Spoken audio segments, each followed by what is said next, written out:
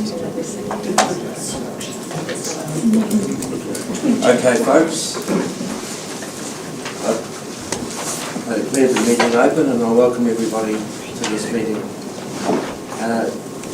If anybody is intending leaving the meeting early, then they please let me know. And just a reminder that the meeting is being live streamed.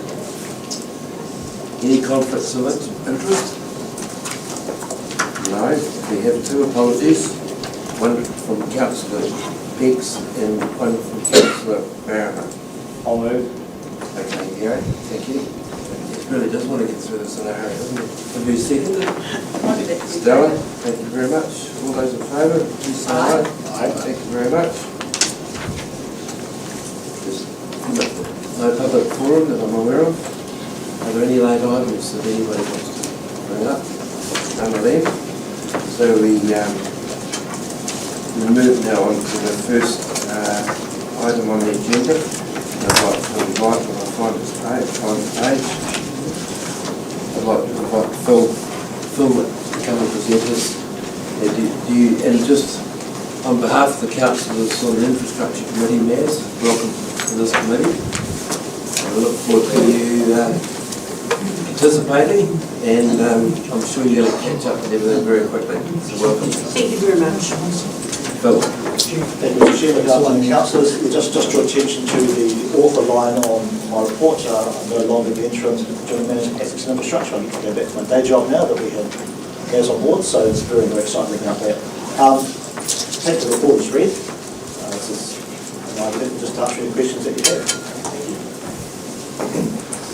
Councillor Stella. Thanks. Do we stand? We don't need to stand.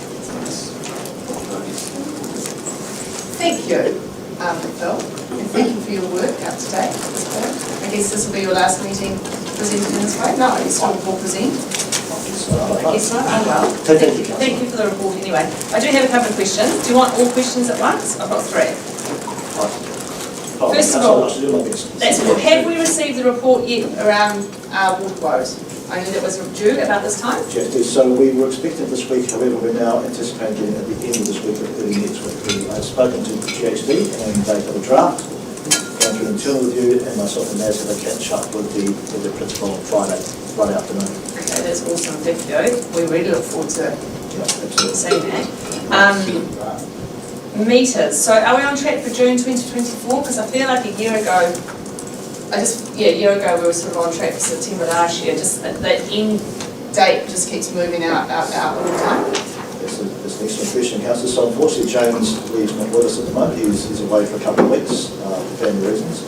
We are still tracking towards getting the work completed by the end of the year. However, I've set up a meeting with City Care and our utilities team for it was going to be Thursday, or maybe Friday morning, to just check where we're at and what extra resources we need to make sure we can meet those time frames. Yeah. We are into the difficult ones at the end, so we've sort of got the easy ones, now we're into the ones quite challenging for whatever reason.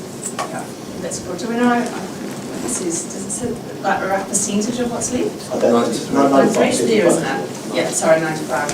So about 5% to go.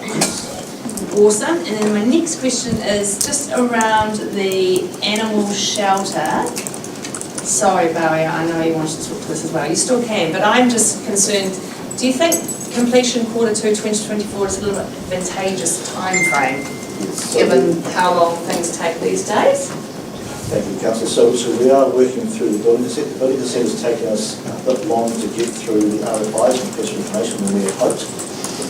We're talking to our consultants who are providing the information, and we're engaging some additional to assist us with our resource consent process, which we're not anticipating. And it may be that we do not make it to that deadline, but we are anticipating doing the work substantially completed by the end of the financial year. Once we have a better understanding of once we have the resources, once we have the building consent issued, and we're talking to our contractors who will apply those time frames much tighter. We may have to roll some work into the financial year. So has it actually started? No, we're having the building consent issued. Okay, cool. And then around, last but not least, my favourite subject of all, the youth hub. And I know Colin will probably update us on this, but I guess for me and the community, I represent, we're very frustrated at just how long this project that was pretty much signed off is just taking forever and ever. I will no longer be youthful by the time that thing arrives at the park, which will be very sad. Youthful or useful? Useful. Youthful. You cheeky cunt. Anyhow, but I'm actually okay to wait to hear from Corin around the youth hub. So, yeah, cool. Thank you. That was all. Can't either, the only one to ask. I know, sorry, I doubled it. Councillor Bauer. Once again, thank you for your report. I might also have a consensus as Councillor Lennox around the youth club and the animal shelter. Well, my question is around the road funding, the repairs for the Cyclone Gabrielle work.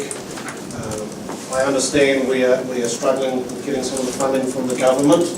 Is there anything in the foreseeable future where we see that happening, us getting the funding, and if not, do we have some kind of contingency where we may have to say, right, that's all we can do, guys, until more funding shows up? I might ask the Chief Executive to understand the Chief to meet with ZTA. Yeah, I think maybe Kane will, yeah, is that right? We'll defer to Kane on this one because we have received some payments, but not all payments at this stage, so yeah. Okay, so we have confirmed funding for the hail cyclone, so that's all approved, which is tracking to budget and to the cost. For Gabrielle, they're splitting the funding into two phases. So this financial year and next. They keep assuring us that they will approve the funding for this financial year, but we still haven't seen that. I've asked again this week through emails, and obviously we met with the manager of maintenance and operations, or the director as well, and put the question to him. And he said he'll go away and ask, but we still haven't received official funding approvals for that.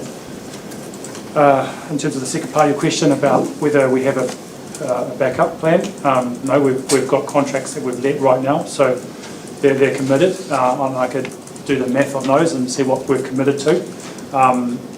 In terms of future ones, we could halt, but obviously that makes the job bigger if it gets worse and more expensive, so there's always that risk too to consider.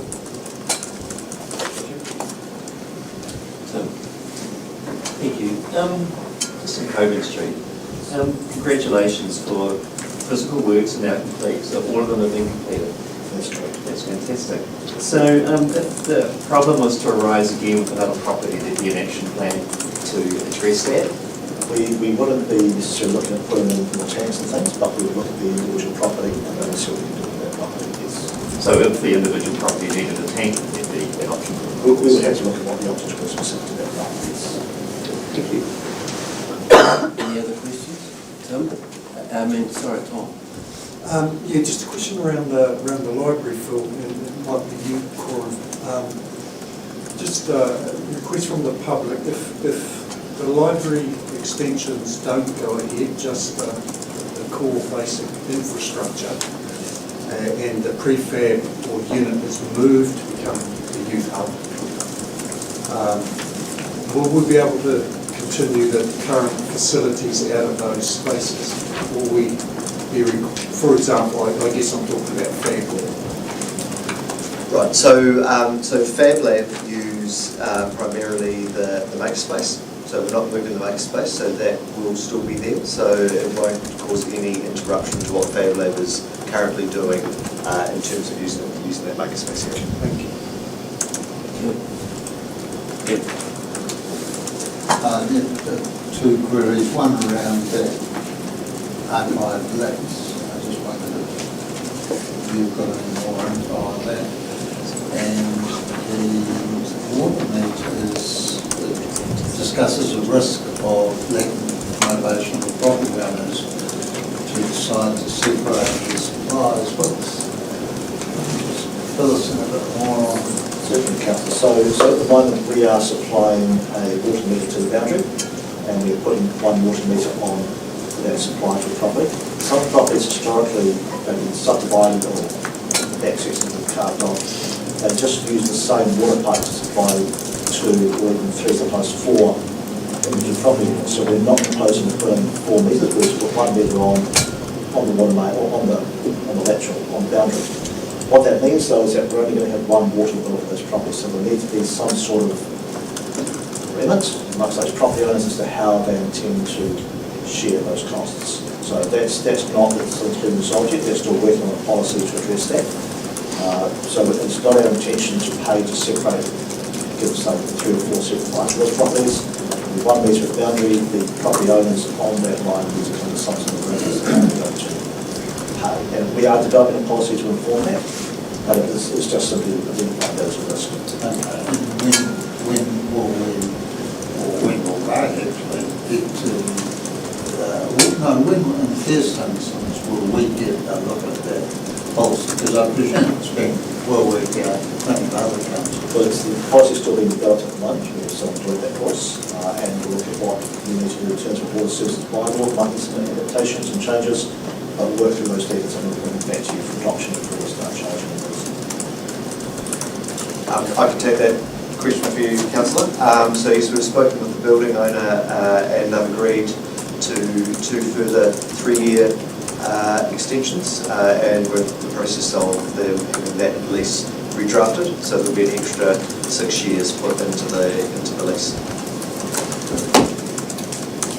Phil, could I just ask a question about what you just described to us about sharing meters? You know, the easiest way to fall out with neighbours is through water. And I'm just a little bit concerned about how that is going to be monitored, but I'm sure you'll have it covered, but you only need one person to use a lot and other people to not use as much, and you've got a problem. Yeah, the policy will have to go through and address those sort of things. Potentially, you can put a check valve or check meter on some properties. Okay, at that stage, but at the moment, the adjustment of installing meters on effectively our road reserve on our side of the boundary. Thank you. Any other questions? You just want to order that, Phil. Part of the policy will have in it that I'm hoping that if the property owner down the back chooses to install their own water meter, that will be, and so long as it's calibrated to your desires, that will be able to be used for charging. That would, I would turn my mind to that, Councillor. It would need to be one of our meters, because our smart meters, they pick up the seat, so they're part of our system and our network. But I don't see why we can't accommodate that. Because the person at the front might have a hydroponics business, and the person down the back will very quickly decide it's worth their while to put in their own meter. I suspect the issues might arise if there's a leak on the line somewhere, and so there is a very high usage from the leak on the private side. The council is responsible for that. But yeah, absolutely, it's a good point, Councillor. Thank you. Yeah, the other way we do it on rural water schemes is we all have a restrictor, but you have to have a tank to do that. So I'm sure you'll look at it. Any other questions? Yes, Joe. I have one around the treated water storage. Okay. Well, is that going to, how much will that minimise the amount of untreated water that can't fit on the state happening? How much would that? So it will increase the volume of storage. Yeah. It should assist the localised pressure around the Masterton area. Probably going to help as far as use of that, but it will assist increased storage of treated water at applications. It's only. Could you speak up a little bit? I'm sorry, Councillor. So it will increase the amount of storage there. So that's really all it's going to focus on. Won't be much more beyond that. Just having increased capacity in the system to assist. And is there any plan to expand that to get another? Not at that location. We have had some discussions about putting in a larger water storage tank on the upper area, and we're looking at some options there. We haven't discounted that. There's still some information for doing that. But that would be a substantially bigger tank. So currently we have 9,500 cubic metres available in that as well, and we'd like to double that if we could. Well, Phil, thank you for your time you spent in this particular job. This is obviously a nice one. And the recommendation in the officer's report is that the Infrastructure and Services Committee receives the update from the assets and operations on key infrastructure projects and areas of project focus. Who would like to move a motion? Craig Boyer. Will be a second, please. Stella. Councillor Martin. All those in favour? Aye. Thank you. Thank you, Mr. Chairman. Thank you very much, Phil. I'd like to invite Karen, please.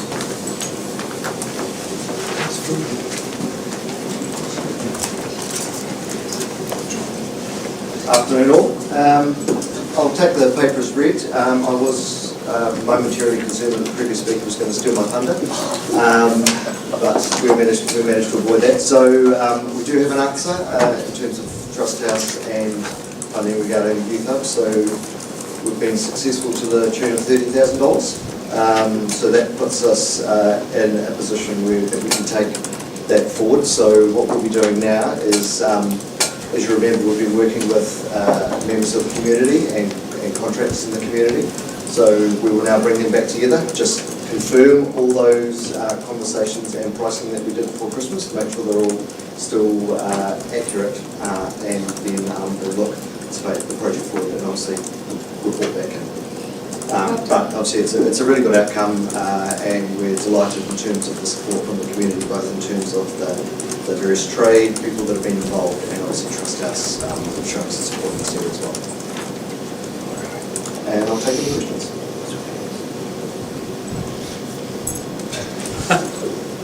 I have some questions. One of three. Just one.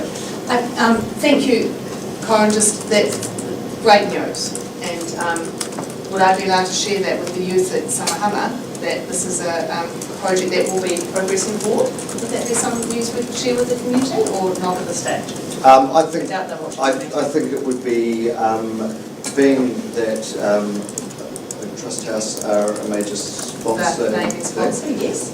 Recognising their support Yep. that has been confirmed, that's public, it'll be fine. Awesome. And yeah, we probably just need to do a bit of work to bring it all together in On terms of plan. the conversation. Okay, cool. So my question is just around Coronation Hall. I think it's great that it's been leased to a preferred business. Have they been given the facts and a really clear idea that a food business in that premise has not often worked in the past? I would hate to be seen that we're sort of setting them up for failure. I might defer to Ian, who's been involved more directly in those conversations. Councillor. So we've got a meeting tomorrow afternoon, which is to progress further discussions. They've unfortunately been sick, so we actually haven't got pen on paper. So commercially wise, I'm not going to get too far into the nitty gritty of what they're offering. Yeah. But they do have they put forward a very sound business model. It's definitely scaled back from previous attempts to run a food business. So it's been scaled back to a more achievable, flexible model with some key strategies around encouraging custom. So it's going to have two different faces to it. So there'll be a commercial side of it, which is not front of house, and then there'll be which is front of house. So neither side of it is reliant on the other. Okay, perfect. Thank you. Any other questions? Yes, one more question around Morley Park, another one of my favourites. So I see the occupancy rate still are tracking behind what they usually was. This seems to be a common thread now, sort of each time we meet. So are we meeting with them, or have we got some grand plan on how we can help increase this or help support them, or around their occupancy? So yes, we're looking at improvements that can be made at the park itself. We do have regular meetings with Belgravia and talking through that trajectory. We're also, we're aware that we have more competition in the district as well, with the Motorhome Association with their parks as well. And we're reasonably sure that some customers are going there as well. So yes, we are continuing to work it and understand what we need to do at the park to get the best return from it, and also encourage people to choose it as a place to stay as a camping ground in Masterton. Yeah. So the motorhomes, they do it, and that place is really busy. I bike past there every day, so the motorhome camp's really, booming. So again, and I've spoken about it before, maybe looking at what that Morley Park model looks like, more attractive to families, a brighter kind of more inviting place for people to stay. I just feel that there's a huge scope there to make it so much better. And we're also, just a reminder, we're on the verge of doing the Section 70 That's right. in terms of that service and the model for delivering in that space as well. Thank you. One query I've been asked is the work being done in the roundabout, just at the Waipua River there. Can you just update us on, is that anything to do with water or is it to do with electricity? I'm not sure, do you know? So the actual roundabout itself, councillor? You mean? Yeah, there's a lot of That's work part of being done. the water main. It's the water main. Water main. Okay. Any other questions? There's no other questions? Yes. Oh, sorry, on that Morley Park, do you get much feedback from the people that stay there in terms of complaints or congratulations? So we always get a combination of things like that come through. There are pieces of feedback, and that's again, part of our conversation with Belgravia in terms of like managing the site and looking at where that is. Same thing you see in the report. There's a thing around the trees there. So thinking about the environment in the grounds, the team regularly do an audit there on the grounds as well, to look for pieces where it's not up to scratch or how we would expect it to be as well. So that's all part of how we look at the service overall at House of Living. Okay. Well, thank you, Corin. The recommendation is that the Infrastructure and Services Committee receives the update from the Community Facilities and Activities team on key projects and a summary of progress since the last report. Someone like to move it? Tom, thank you. And Gary, thank you very much. All those in favour? Aye. Thank you. Now, Corin, you might as well start there. Back again. Excuse me, Mr. Chairman. I've just got an email today at 3:15 saying we've got the Gabrielle funding approved. So, Very good. Thank you. Thank you very much. And well done. Nice one. It's not next year's, but it is this year. So Yeah, that's great. And just remind us how much it was. $5.5 million. And 76. 76. So everybody knows about it now. Well done. Awesome. So yes, the regulatory services and infrastructure services update. So as the committee may be aware, with the changing of portfolios and ELT, this report's got a combination of things that are sit under Karen, and sit under myself, and we've got the people in the room who have put the information into the report. So we'll take it as read, and if there's any questions, there are people in the room who will be able to answer your questions for you. Once again, thank you for the report. I noticed in the building activity, it's pretty much non-existent, if being honest here. Do we have anything within our system where we are able to look back on previous consents that were not taken forward and go back and see if we can give these people a hand to progress their consents as a way of trying to get a bit more building activity involved? I'll hand to that out. So we do actually follow up within 12 months of every consent that's issued, because at the 12-month point you have to make a decision whether that consent stays alive or is actually lapsed. So we actively work with people to then extend that if they want to extend that consent, but after probably maximum of about 18 months we'll lapse it out if they don't start that work. So I'll just follow on that. Yep. So I'm talking about consents that were refused. These are consents that have been submitted but not actioned. So they just sit there doing nothing. So I'm talking about the ones that come back for RFI all the time. Yep. Is there ability for us to then sit down and work with these people to maybe get these consents across the board?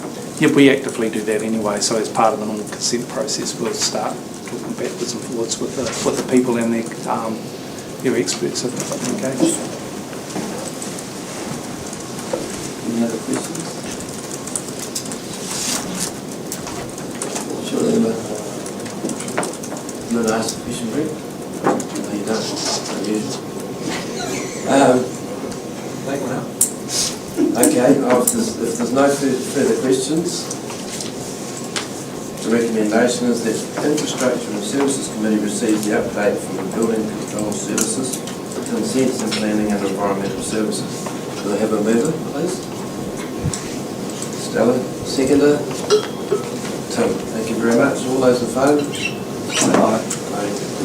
Ladies and gentlemen, I'm focused on delighted to announce that the meeting is now closed.